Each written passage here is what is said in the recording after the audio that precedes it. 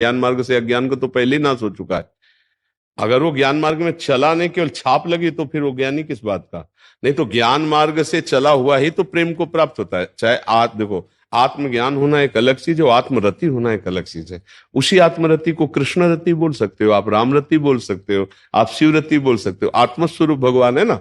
तो जिसको ज्ञान प्राप्त हो गया, वहां त्रुटि शब्द कैसा है। जो ज्ञान से प्रेम की यात्रा कर रहा है, वहां त्रुटि के तो कोई सवाल नहीं। जो अज्ञान से ज्ञान की यात्रा कर रहा है, वहां त्रुटि का सवाल है।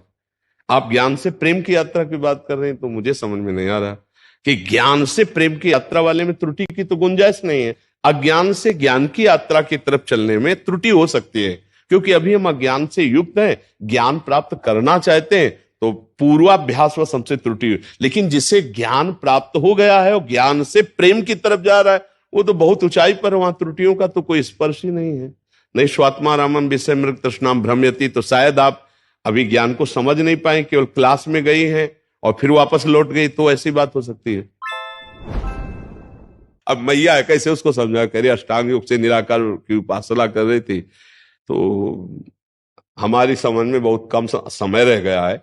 नाम जप करो भगवान का और आश्रय लो गुरुदेव भगवान का, और नाम जप करो, इसी से सब हो जाएगा। देखो, परमात्मा साकार है निराकार, सब अनुभव में आ जाता है नाम जप से। भजन के बिना कुछ नहीं होता भाई।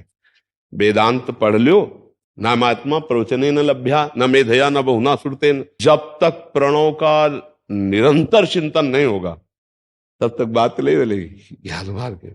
ऐसे ही राम कृष्ण हरि ये सब प्रणव स्वरूप ही है, तो ये सब भगवत स्वरूप है, नाम है। जो नाम प्रिय लगे, पहले इतना नाम में चित्त डुबो दो कि और कुछ याद ना आवे, फिर अपने अपन वो में आ जाएगा। साकार है कि निराकार, सब अपने अपन वो में आ जाएगा। अपने को चिंता नहीं करनी, अपने को चिंतन करना है।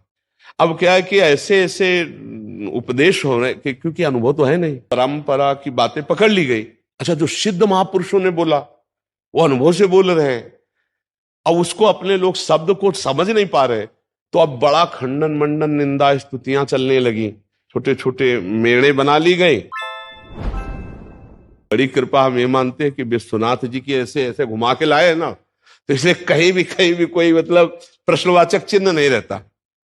भगवान विश्वनाथ बोध प्रदान करने वाले जगत गुरु हैं। तो बचपन से क्या नैष्ठिक ब्रह्मचर्य गायत्री अनुष्ठान महावाक्य ऐसे घुमा के लाए ना, तो अब जब तभी हम कहा ज्ञान से प्रेम की तरफ, तो फिर वो तो ऊंचाई वाली यात्रा, वहां त्रुटि का तो कोई सवाल ही नहीं रहता है।